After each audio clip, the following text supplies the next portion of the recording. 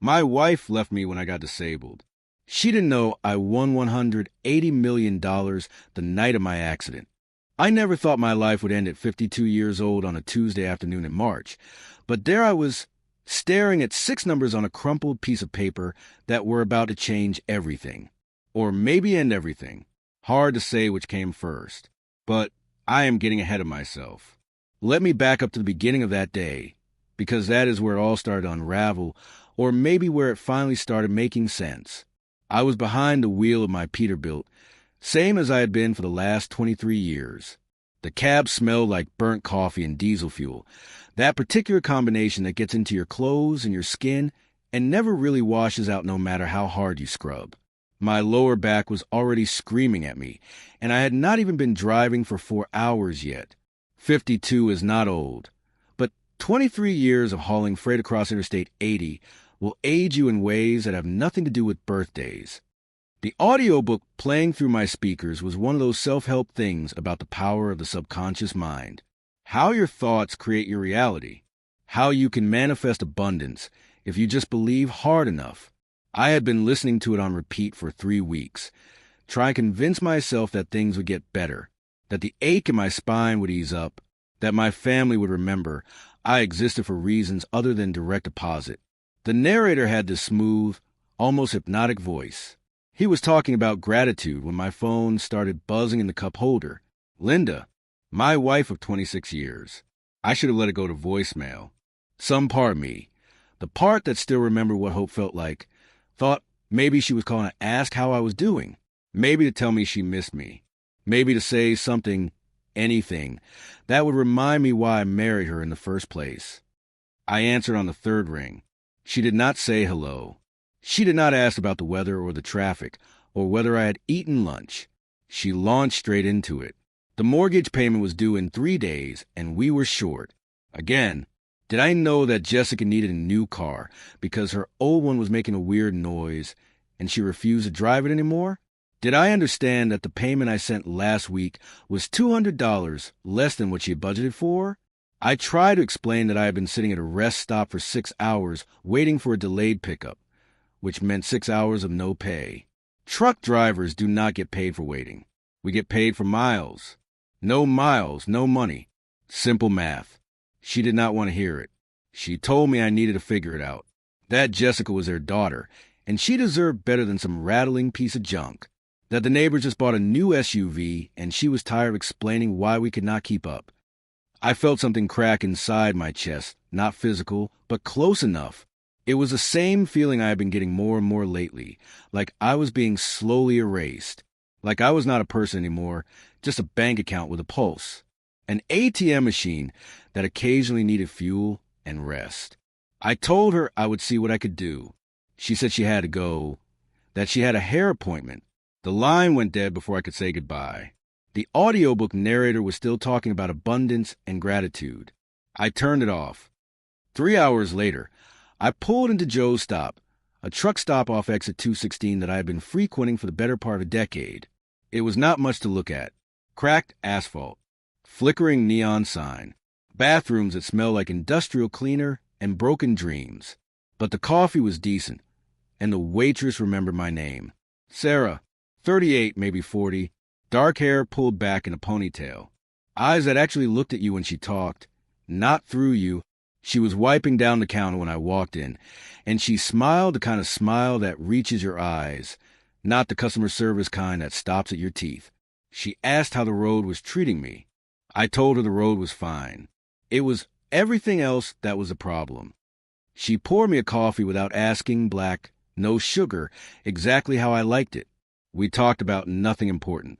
The weather, a new breakfast special they were trying out, whether the Steelers had any chance this season. Normal stuff. Human stuff.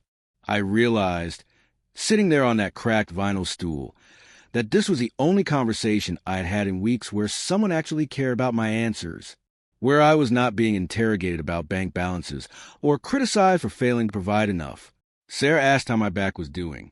She remembered I had mentioned it hurting last time I stopped through. It sounds pathetic, I know. 52 years old, and the highlight of my week was a 10-minute conversation with a truck stop waitress who probably did not even think twice about me once I walked out the door. But it was something. It was more than I was getting anywhere else. Before I left, I stopped at the counter where they kept the lottery tickets. I had been buying them for years, always the same numbers. My father's birthday, my mother's birthday, the day I graduated high school, the day I married Linda, back when that still felt like something worth commemorating. $2. That was all it cost. $2 and a little bit of hope, which when you think about it, is probably the best deal you can get anywhere. The clerk, a kid who could not have been more than 19, barely looked up from his phone as he printed the ticket. I took it and folded it carefully, then walked out to my truck. Here's the thing about habits. They become rituals, and rituals become superstitions. I never put that lottery ticket in my wallet or my pocket. I had an old metal case that I used for logbooks and delivery receipts, the kind with a clasp that snaps shut. It was battered and dented, covered in old stickers from truck stops across the country. But it was solid, reliable. I tucked the ticket inside, between two old fuel receipts, and shoved the case under the passenger seat where it always lived. I had been doing the same routine for 8 years. Buy the ticket, fold it, put it in the case. Forget about it until the next drawing. I had never won more than $20. But that was not really the point. It was about believing that maybe, someday, things could be different. I got back on the road. The sun was starting to set, painting the sky in shades of orange and purple that were almost pretty enough to distract from the ache in my spine and the hollowness in my chest. Almost. The audiobook was still off. I drove in silence, which is when you do your best thinking on the road, or your worst thinking, depending on how you look at it. I thought about Linda, about how somewhere along the way we had stopped being partners and started being roommates. Then we stopped being roommates and started being creditor and debtor.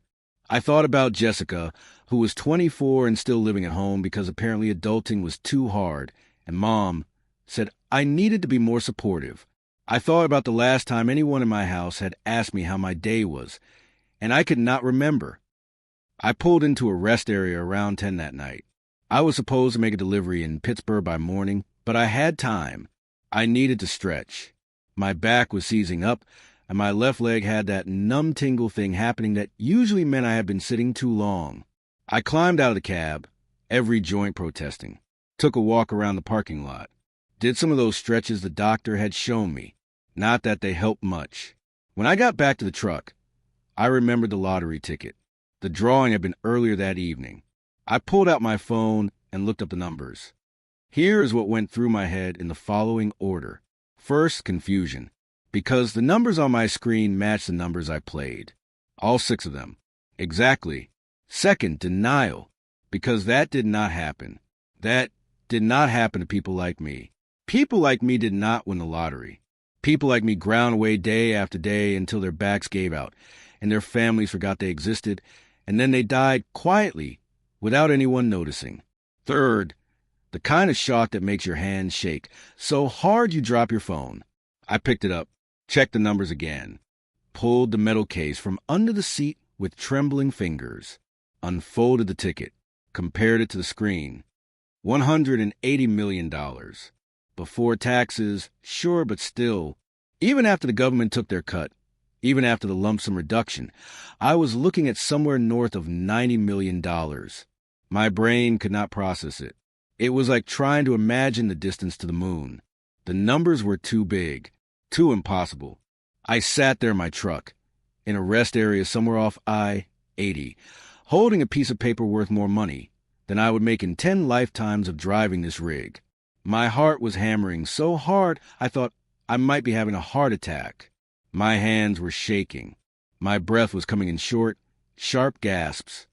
I thought about Linda, about how I could pay off the mortgage, pay off every debt, buy Jessica 10 new cars if that is what she wanted.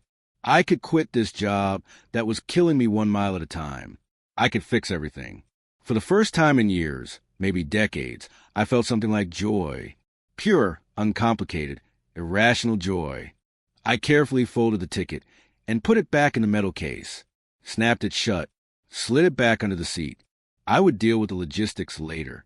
Right now, I just want to get home. I want to tell Linda.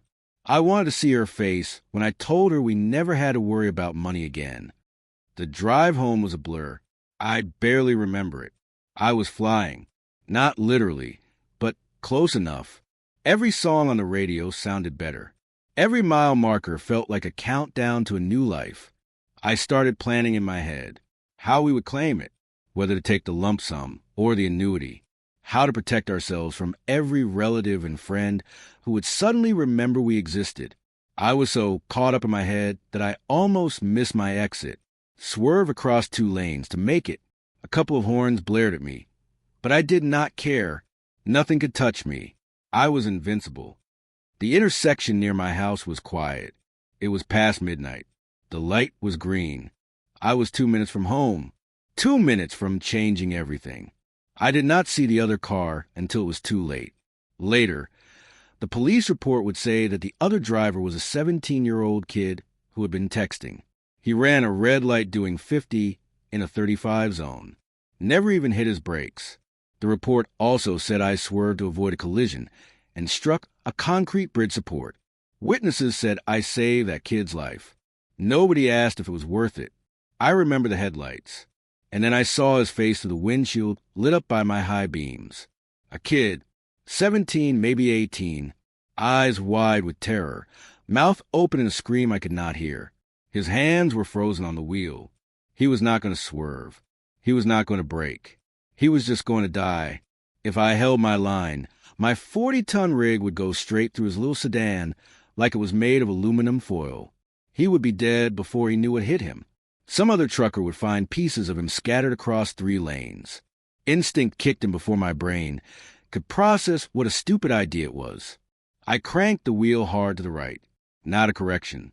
A full lock turn. At that speed, with that much weight, I knew what would happen.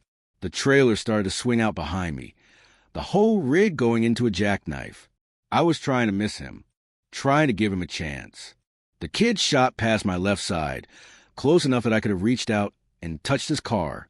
He was going to make it. He was going to live. And then my cab slammed into the concrete bridge abutment.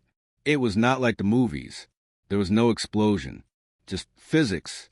40 tons of steel and cargo meeting an immovable object at 45 miles per hour. The front of my Peterbilt crumpled like a soda can. The windshield exploded into a million pieces. The whole frame and cab folded inward, the engine block shoving backward into the space where my legs were supposed to be. I remember the airbag exploding into my face, the smell of burning rubber and something chemical, the way everything seemed to happen in slow motion and all at once. I remember thinking about the metal case under the passenger seat, hoping it was okay, hoping the ticket was safe. Then I remember the steering column coming at me wrong, too fast, too hard, a white-hot spike of pain shooting up my spine, branching out into every nerve. I remember my vision going dark around the edges, like someone was slowly closing a curtain. I remember the silence after, how loud it was, and then I do not remember anything at all. The last thought I had before the darkness swallowed me completely was not about the money. It was not about Linda or Jessica or the life I thought I was about to have. It was about Sarah, about how she had asked me how my back was doing, about how, for just a few minutes, someone had seen me as a person. Funny what your brain holds on to when everything else is slipping away. The world went black, and somewhere in the crumpled wreckage of my cab, a metal case with a lottery ticket inside stayed intact. I just did not know it yet. I woke up 6 weeks later in a hospital room that smelled like bleach and failure. That is not poetic. That is just what it smelled like. Industrial disinfectant mixed with that particular odor of institutional food that has been steamed into submission until it no longer resembles anything that once lived. The fluorescent lights hummed overhead with frequency that made my teeth ache, assuming my teeth were the only part of me that still worked properly. Turns out they were not. The doctor came in first. Young guy, probably early 30s, with the kind of earnest face that told me he still believed medicine was about helping people instead of navigating insurance nightmares. He explained my situation using words like compression fracture and spinal cord trauma and incomplete paralysis. I caught about half of it. The other half was drowned out by the screaming in my head that was slowly figuring out what incomplete paralysis meant. I could move my arms. I could feel my chest and my shoulders. Below my waist was a different story. Some sensation, some movement, but not enough. Not nearly enough. He used the word wheelchair with the kind of careful gentleness that people use when they're telling you your life as you knew it is over. He talked about physical therapy and adaptive equipment and reasonable expectations. He did not talk about driving a truck again because we both knew that conversation was pointless. Linda came in about 20 minutes after the doctor left. She did not bring flowers. She did not bring a card. She brought a manila folder stuffed with papers that crinkled when she set it on the rolling tray table next to my bed. Medical bills.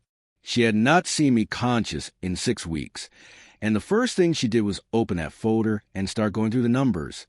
The hospital stay alone was running close to $400,000. The surgery on my spine was another $180,000. The ICU charges were itemized on a sheet that looked like a CVS receipt, each line more terrifying than the last. Our insurance had covered some of it. Most of it, actually, but not all of it.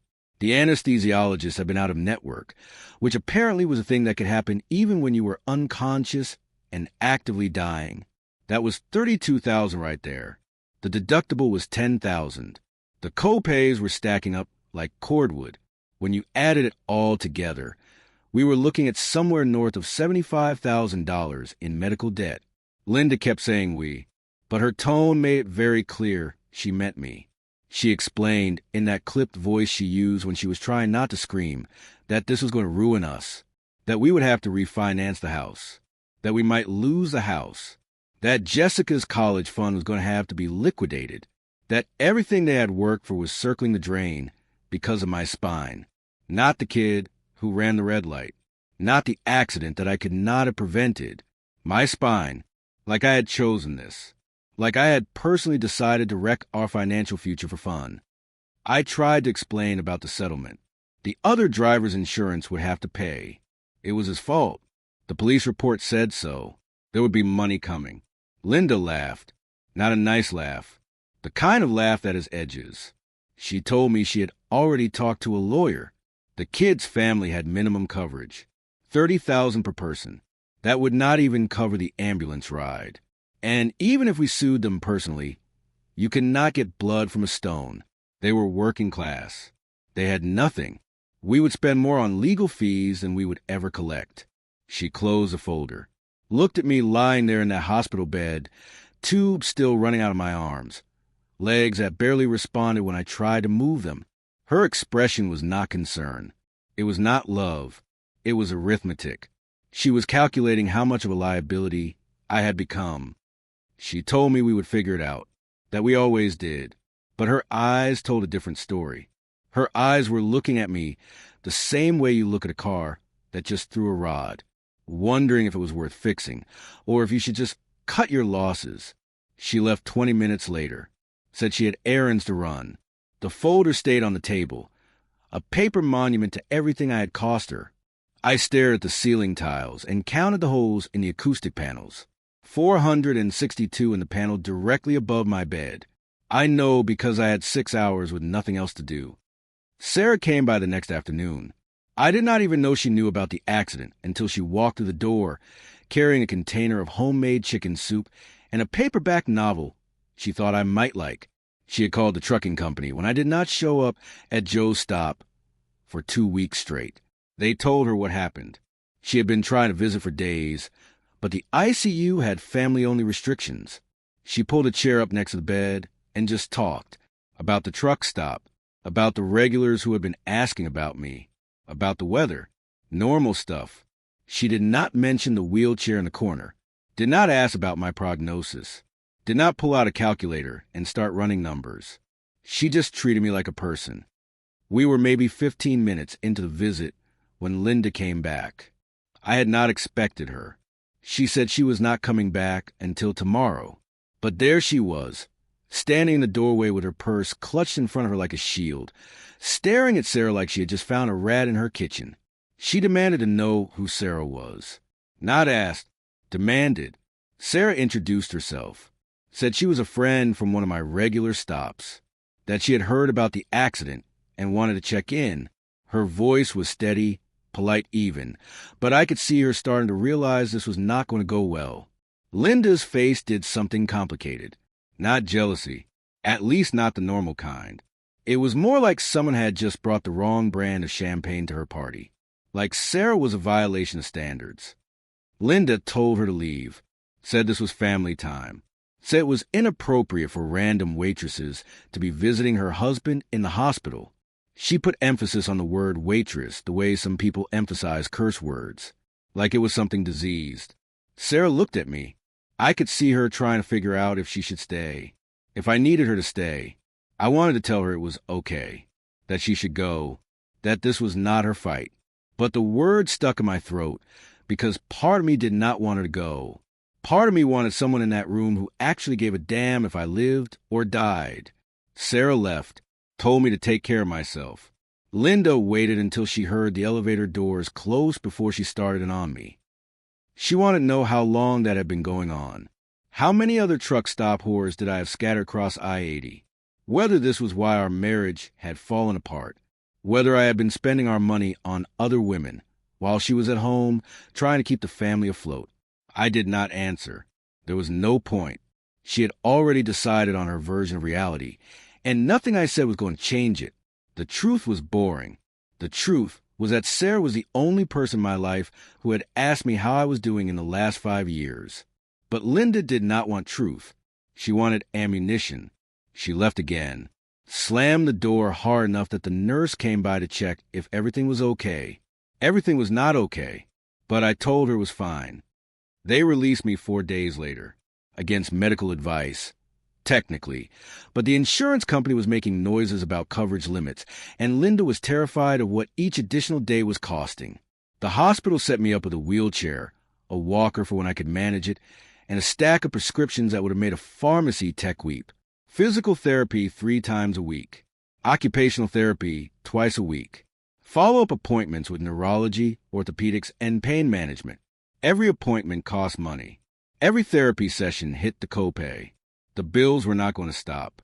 They were just going to keep coming, wave after wave, until we drowned.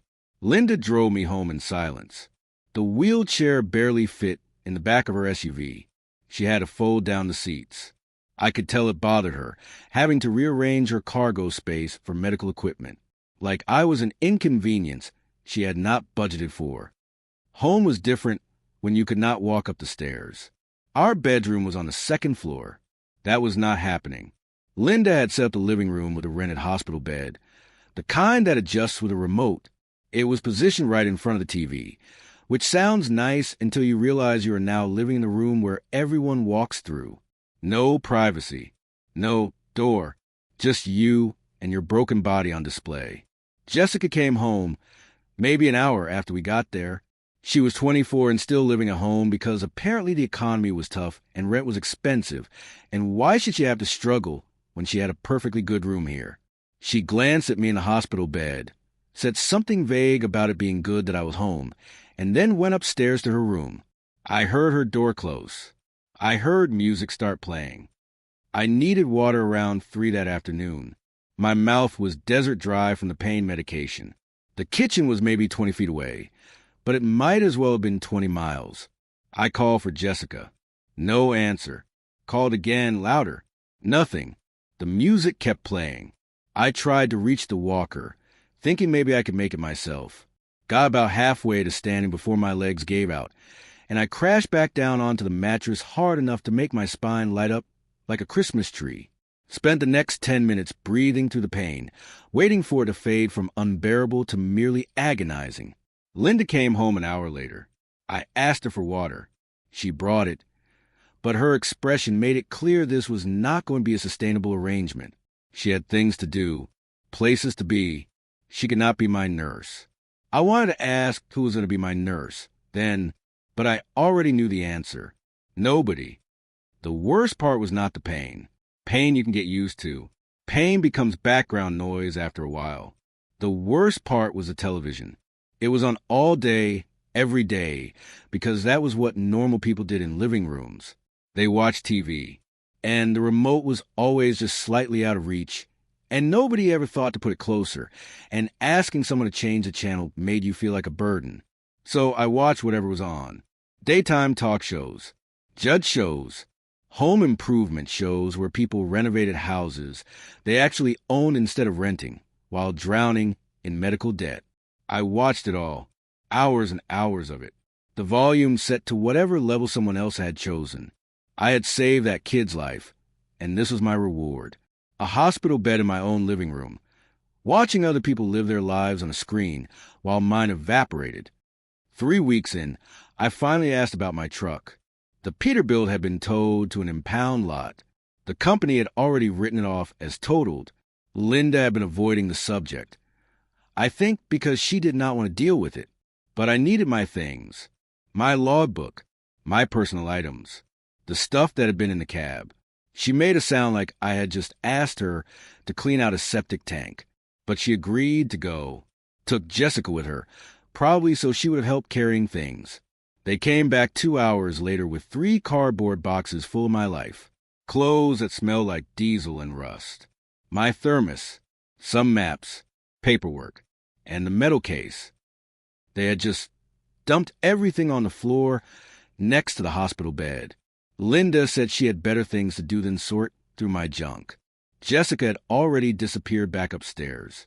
I waited until I was alone, then carefully lowered myself down to the floor using the bed rail. My physical therapist would have had a stroke watching my form, but I managed. The metal case was dented but intact. The clasp was still shut. I popped it open with shaking hands. The lottery ticket was right where I had left it, folded between 2 fuel receipts. The paper slightly yellowed but undamaged. $180 million. I had forgotten about it. Not completely, but almost. 6 weeks in a coma will do that. The weeks since had been so consumed with pain and bills, and the slow realization that my family saw me as a financial liability, that the ticket had become almost theoretical, like something that happened to a different person in a different life. But there it was, real, tangible, still valid. I pulled out my phone and looked up the claim deadline. Lottery tickets in our state had to be claimed within 180 days of the drawing. It had been almost 90 days. Half the deadline gone. I had less than 3 months left. 90 days to decide what to do. 90 days to figure out if I was going to save my family or save myself. I sat there on the floor, my back screaming, holding a piece of paper worth more money than most people would see in multiple lifetimes. And I did not tell anyone, not because I was greedy, not because I wanted to hoard it, but because I needed to know something first. I needed to know if there was anything left worth saving. The next 2 weeks were a test I had not announced, and they did not know they were taking. I watched, I listened, I paid attention to who they were when they thought it did not matter.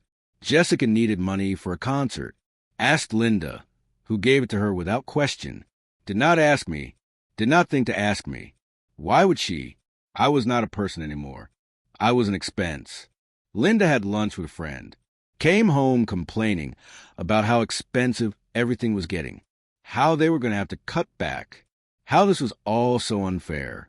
She was looking at me when she said it, making sure I understood whose fault unfair was. Nobody asked how I was feeling. Nobody asked if I needed anything. The physical therapist came 3 times a week, and those were the only conversations I had where someone treated me like I had value. I heard the phone call on a Thursday afternoon. Linda was in the kitchen. I was in my bed prison, in the living room. She thought I was asleep. I was not. Sleep did not come easy when you were in pain, and your entire future was measured in 90-day increments. She was talking to someone about divorce. An attorney, from the sound of it. She was asking about timelines, about asset division, about what happened to medical debt in a dissolution of marriage. Her voice was low, but not low enough. She wanted to know if she could be held responsible for my bills if they separated, whether she could file, before more debt accumulated. Whether there was a way to protect the house, her retirement account, Jessica's future. She was doing math, cost-benefit analysis. The marriage had become a spreadsheet, and I was a line item in red ink. I closed my eyes and kept my breathing steady. Listened to her talk about me like I was a problem to be solved rather than a person she had promised to love in sickness and health. Those words meant something once. At least I thought they did. Turns out they were just part of the ceremony. Just something people said because it sounded nice. She hung up, came back into the living room, saw that I was awake, or pretended to be, asked if I needed anything with the same tone you would use to ask a stranger for time. I told her I was fine. She went back to the kitchen. I lay there in the glow of the TV, watching some show about people buying storage units and finding treasure, and I thought about the metal case hidden in one of those cardboard boxes. I thought about the ticket inside, and I thought about how much time I had left to decide who deserved to know about it. The answer was becoming clearer every single day. Linda filed for divorce 3 days after I overheard that phone call. She did not sit me down to talk about it. She did not suggest counseling or separation, or any of the usual steps people take when a marriage is dying. She just had the papers served. A process server showed up at the house on a Wednesday afternoon, handed me an envelope, and left before I could even process what was happening. The petition was clean, efficient. She wanted the house. She wanted her retirement accounts. She wanted the SUV and most of the furniture, and anything else that had value. What she did not want were the medical bills. Those, according to her filing, should be my sole responsibility as they were incurred due to my injuries, my accident, my choices. $75,000 in debt with my name on it. She wanted to walk away clean while I drowned. I called a lawyer that afternoon, found one who did a free consultation, and did not seem too bothered by the fact that I was calling from a hospital bed in my living room. His name was Richard Chun, and he had a reputation for being aggressive in ways that made other attorneys nervous. He came to the house 2 days later, sat in a chair across from my bed, and listened to everything. The accident, the bills, the phone call about divorce. Linda's proposed division of assets. He took notes on a yellow legal pad, his pen moving in quick, precise strokes. When I finished, he looked up at me with a kind of expression that suggested he had heard worse, but not by much. He asked if there were any assets I wanted to protect, anything I cared about keeping. I told him there was not much. My clothes, some tools from when I used to do side work on cars, personal items, nothing valuable. He asked if I was sure. I hesitated. Then I told him about the lottery ticket, not because I trusted him, exactly, but because I needed someone to know, someone who could make sure it did not get swallowed up in the divorce proceedings, someone who could protect it until I figured out what to do. He did not react the way most people would, did not gasp or congratulate me or ask how much I had won. He just nodded slowly, like I had confirmed something he suspected. Then he asked when the ticket expired. I told him I had about 70 days left, 10 weeks. That was it. He leaned back in his chair and steepled his fingers, thinking. After a long minute, he asked if Linda knew about the ticket. I told him no. He asked if anyone knew. I said no one except him. He told me to keep it that way. Then he started talking about strategy. In divorce proceedings, both parties had to disclose all assets, houses, cars, bank accounts, retirement funds, everything. But personal property, especially items of negligible value, did not always get itemized. Clothes, toiletries, hobby items, old receipts, lottery tickets that had never won anything. He said there was a way to handle this, a way that was completely legal and completely bulletproof. But it required Linda to make a choice, and it required me to be willing to walk away from everything else. I told him everything else was already gone. The house was hers in every way that mattered. The furniture meant nothing to me. The SUV had her name on the title. I had nothing left to lose except that ticket. He smiled. It was not a nice smile. It was a smile of someone who knew exactly how to win. The settlement negotiation happened in a conference room at Richard's office 2 weeks later. Linda brought her attorney, a woman named Patricia Hoffman, who had a reputation for getting her clients everything they asked for and then some. They arrived in matching power suits, briefcases that cost more than my first car, confidence radiating off them like heat. I arrived in a wheelchair, wearing the same flannel shirt I had been wearing for 3 days, because laundry had become a logistical nightmare. Richard wheeled me up to the conference table. The contrast could not have been more obvious. Linda barely looked at me. Patricia did the talking. She laid out their proposal, in terms that were supposed to sound reasonable, but were really just a list of demands. Linda got the house. Linda got the retirement accounts. Linda got anything of value. I got the medical debt. I got to keep my personal belongings, which he specified should be limited to clothing, toiletries, and items of purely sentimental value. Richard listened politely. Then he countered. He said his client was willing to accept those terms with one modification: a complete and total division of assets. Linda took everything with value. Mark took everything without value. Clean split. No ambiguity. No chance for future claims. He would even agree to take on all the medical debt if she agreed to waive any claim to his personal property. All of it. Forever. Patricia looked at Linda. Linda looked at the papers. Then she smiled. It was the smile of someone who thought they had just won the lottery. She agreed immediately. Too immediately. She did not even ask what personal property I had that could possibly be worth protecting. She just saw me giving up everything and taking on debt, and assumed I was broken, that I had given up, that this was capitulation. Richard started drafting the addendum to the settlement agreement. He typed it out on his laptop, right there at the conference table, his fingers moving across the keyboard with practiced efficiency. When he finished, he turned the screen so both attorneys could read it. The language was specific, deliberate. It stated that Linda waived all claims to Mark's personal property, including, but not limited to, clothing, tools, personal electronics, hobby materials, collectibles, and any lottery tickets, scratch-offs, or gaming receipts purchased before the date of separation. It further stated that Linda acknowledged these items to have negligible monetary value and waived any right to claim them as marital assets now or in the future. Patricia read it twice. Asked Richard why he was being so specific about lottery tickets.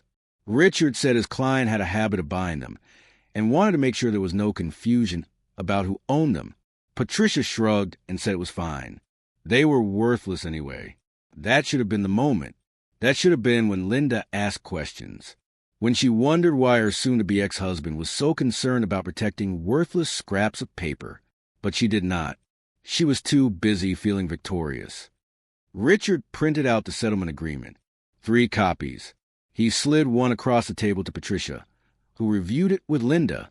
They whispered to each other for a few minutes, Linda's finger tracing down the pages, hitting the high points. The house, the retirement accounts, the furniture, everything she wanted.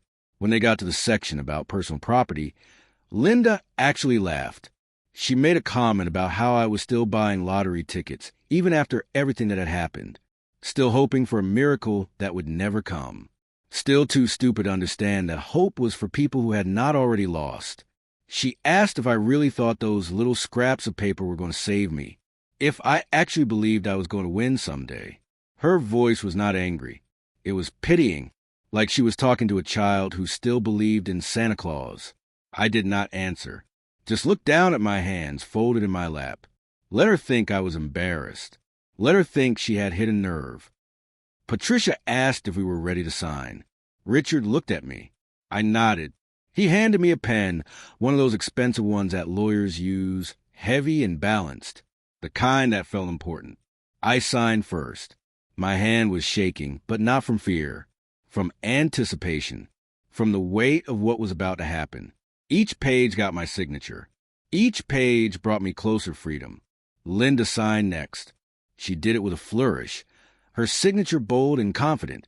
She was smiling, actually smiling. This was the best day of her life. She was getting everything she wanted and sticking me with everything she did not. In her mind, this was justice. This was me finally paying for the inconvenience of getting injured, for the crime of costing her money, for the sin of not being useful anymore. Patricia and Richard signed as witnesses. The papers were collected. Copies were made. Richard said the final decree would be submitted to the court within 48 hours and would be official in 30 days. Congratulations, we were almost divorced. Linda and Patricia left together, already talking about next steps. I heard Linda mention something about redecorating the living room now that the hospital bed would be gone, about how she could finally have her house back, about how this was a fresh start. The door closed behind them with a soft click. Richard and I sat in that conference room in silence for a long moment. Then he looked at me and asked if I was ready for the next phase. I told him I had been ready for weeks. He asked where I was going to go. The house would be Linda's in 30 days, and I doubted she would let me stay there once the ink dried. I told him I would figure something out. He gave me a look that said he did not quite believe me, but he did not push. I wheeled myself out of that office and into the parking lot. It was overcast, threatened rain. I sat there next to Richard's car for a while, just breathing the air, feeling lighter than I had in months. I had nothing except my clothes, my wheelchair, and a metal case containing a piece of paper worth $90 million. Everything else was gone, and I had never felt more free. I called Sarah from the parking lot. I had not talked to her since Linda kicked her out of the hospital. Did not have her number, actually, but I remembered the name of the truck stop. Called them, asked for Sarah.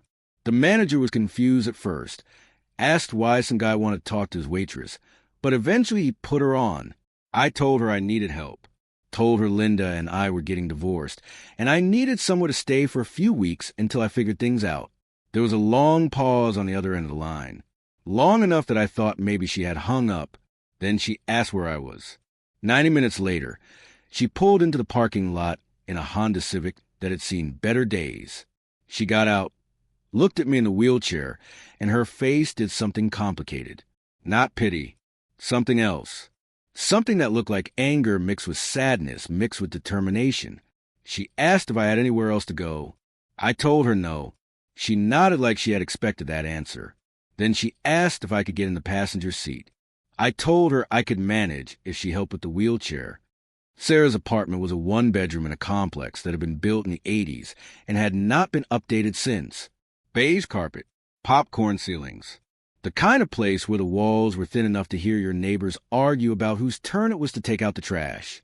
But it was clean, warm, hers. She set me up on her couch, brought me blankets and pillows, made me tea without asking if I wanted any. We did not talk about why I was there.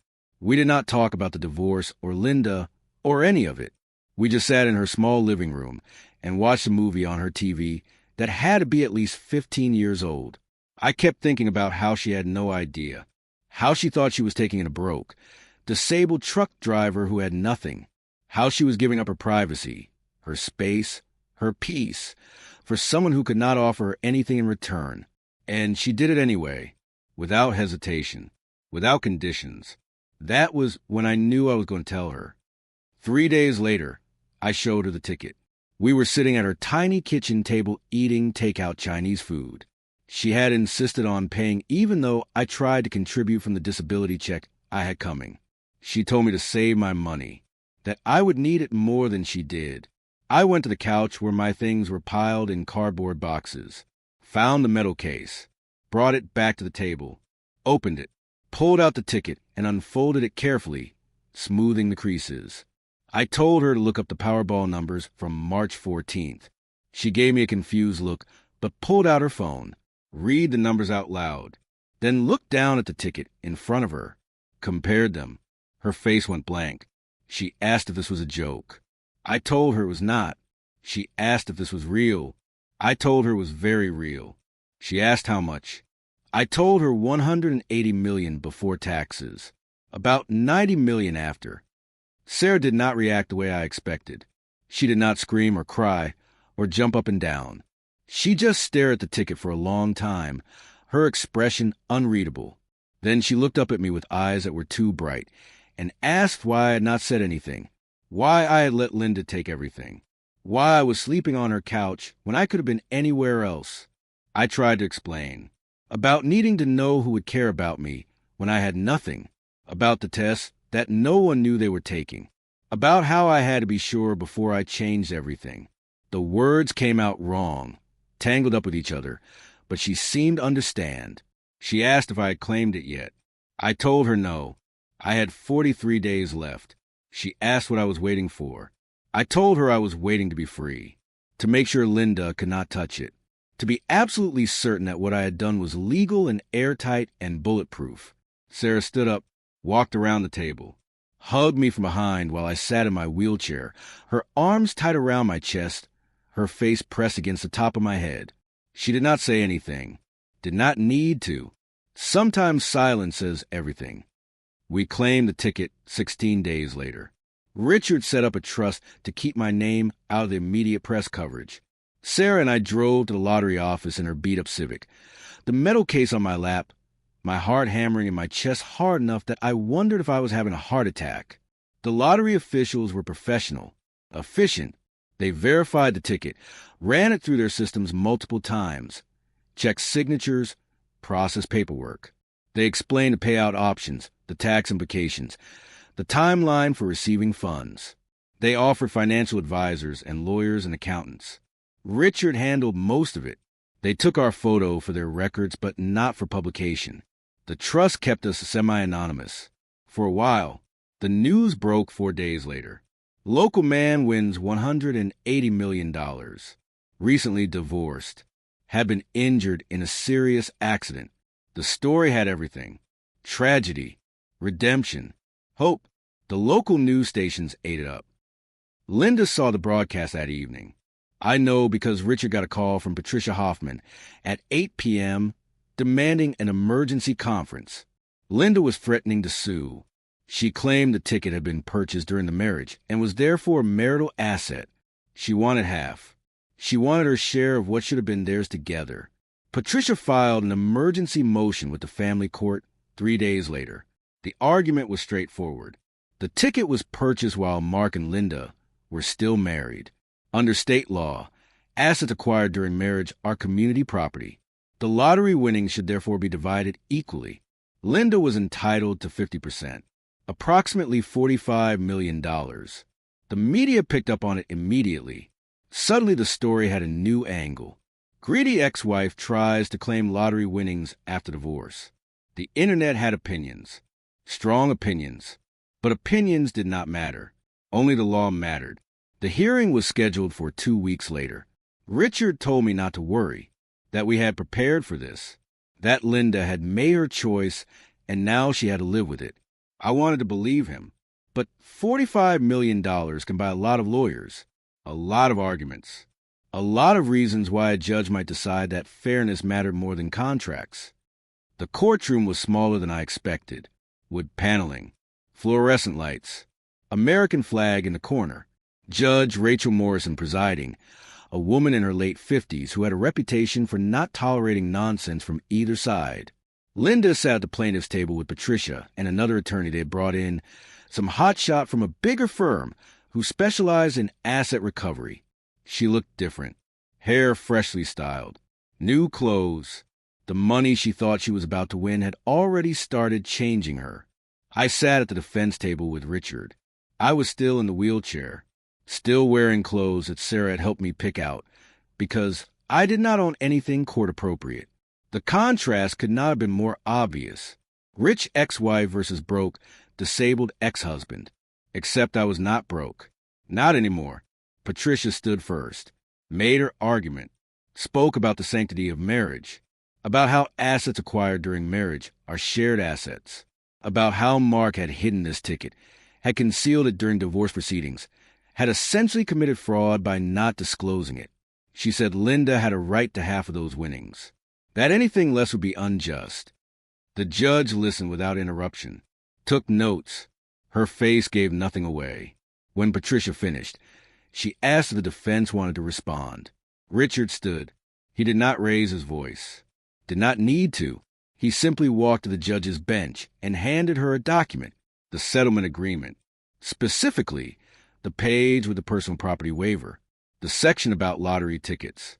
He explained that during the divorce proceedings, Linda had been given every opportunity to claim an interest in Mark's lottery tickets, that she had, in fact, seen him with lottery tickets during the settlement conference, that she had laughed at him for still buying them, that she had made her position clear. They were worthless. Trash. Not worth claiming.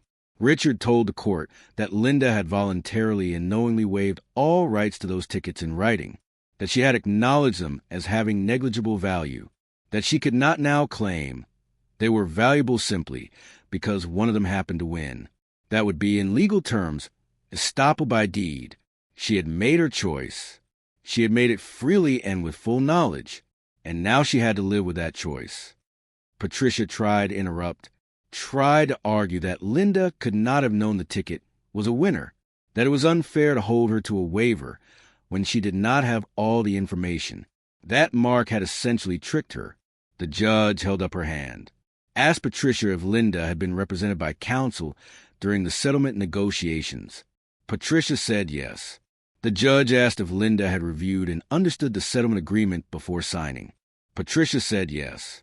The judge asked if there was any evidence that Linda had been coerced or misled about what she was signing. Patricia hesitated, said no. Judge Morrison looked down at the paperwork in front of her, spent what felt like an eternity reading. The courtroom was silent. I could hear Linda breathing from across the room, quick and shallow, like she was trying not to panic. Finally, the judge looked up. She said that while she understood the plaintiff's frustration, the law was clear. Linda had waived her rights to Mark's lottery tickets in a written agreement. She had done so voluntarily and with legal representation.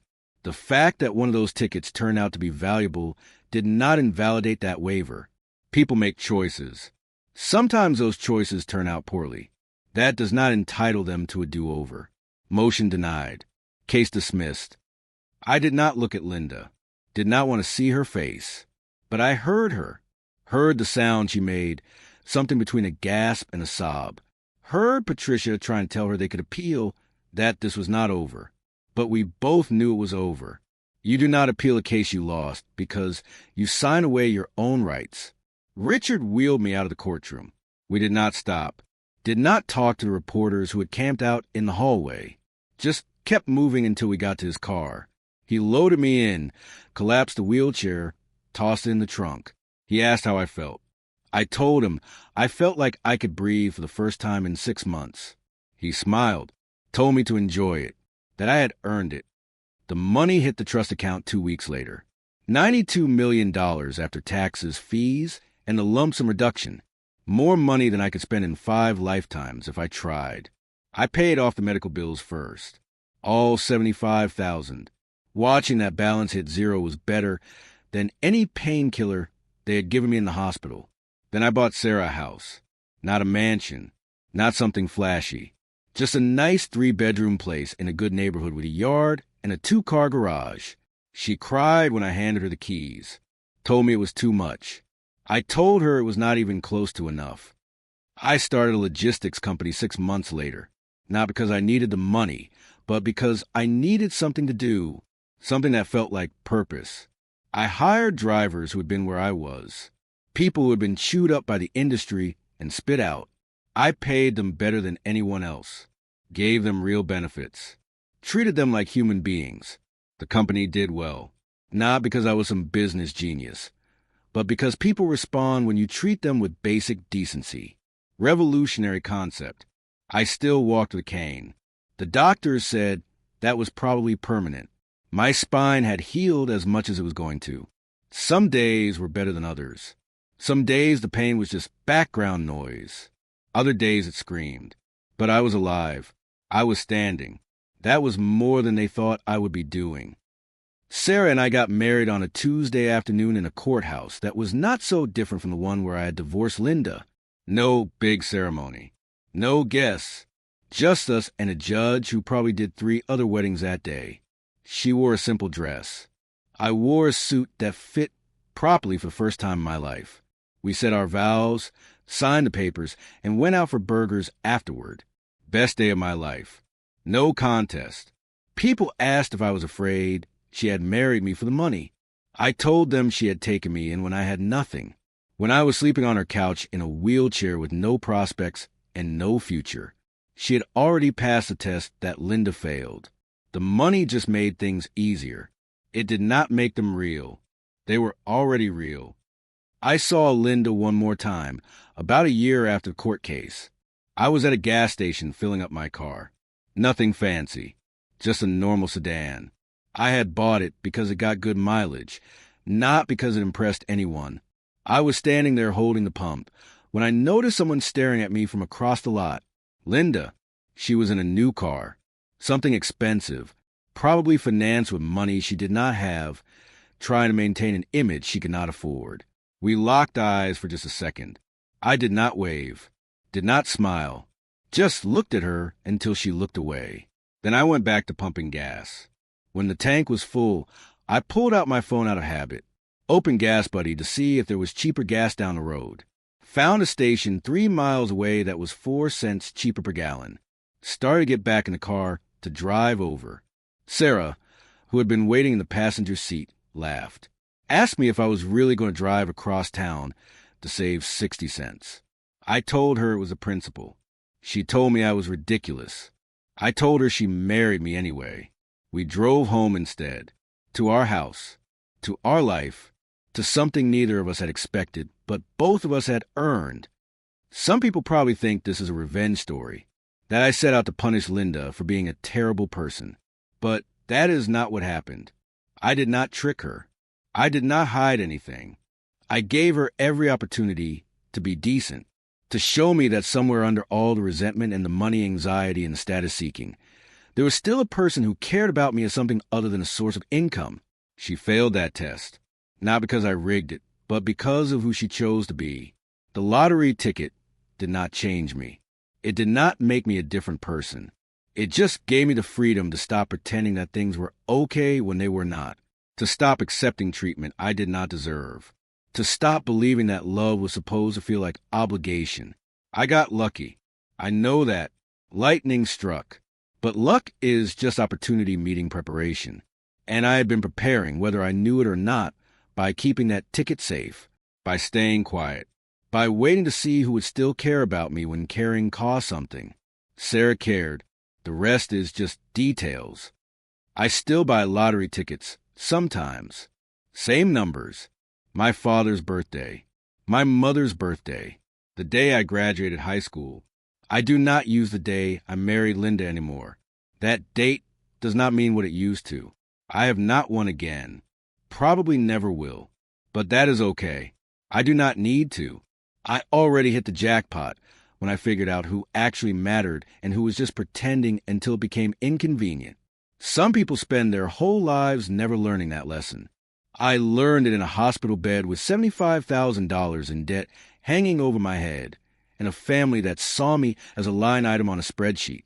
Best education I ever got, and the tuition turned out to be refundable. These days I am happy. Not in the fairy tale way where everything is perfect and problems do not exist. In the real way where you know things are hard, but you have people who face the hard things with you instead of running away when it gets difficult. Sarah still works. Not because she has to, but because she likes the routine, likes the people, likes feeling useful. I understand that. I am the same way. We travel sometimes. Nothing crazy. Just normal trips to normal places. We see things. We eat good food. We come home and appreciate what we have. The physical therapy never stops. My back never stops reminding me what happened. But pain is just information. It tells you what happened. It does not get to tell you what happens next. I am not the same person I was in that Peterbilt, listening to audiobooks about manifestation and hoping things would magically improve. I am not even the same person who woke up in that hospital room and realized his family saw him as a burden. I am someone who learned that the people worth keeping are the people who show up when you have nothing to offer except yourself. Everyone else is just passing through. And you know what? That is okay. Some people are not built for the long haul. Some people only show up for the easy parts. Finding out which is painful, but it is necessary. I never told Linda thank you for filing for divorce. Never sent her a card or a message or anything like that. But in a weird way, she did me a favor. She forced me to see things clearly, to stop making excuses, To stop hoping she would become someone she was never going to be. The accident should have killed me. The medical debt should have destroyed me. The divorce should have ruined me. Instead, I am sitting here in a house I own with a woman who loves me, in a business that treats people the way I wish I had been treated, and a bank account that means I never have to be afraid again. That kid who ran the red light while texting, the one I swerved to avoid, he lived, graduated high school, went to college. I got a letter from him about a year ago. He said he was sorry. Said he thought about the accident every day. Said he was grateful I had given him a second chance, even though it cost me everything. I wrote him back, told him to make it count, to not waste a life he almost lost, to be better than he was before. I think about that sometimes, about how one decision, one instant, can change everything. If I had not swerved, he would be dead and I would be fine. If I had not bought that ticket, I would still be broke. If I had told Linda about the money right away, she would have taken half, and I would have spent the rest of my life wondering if she ever actually loved me or just loved what I could give her. But none of that happened. I made the choices I made. She made the choices she made. And now we are both living with the consequences. I am at peace with mine. I doubt she is with hers. There is no moral to the story. No tidy lesson about karma or justice or good things happening to good people. Life is messier than that. Sometimes terrible people win. Sometimes good people lose. Sometimes you do everything right and still get screwed. But sometimes, if you are patient enough and stubborn enough and lucky enough, the universe gives you a chance to make things right. Not perfect, just right. I took that chance, and I would do it again, every single time.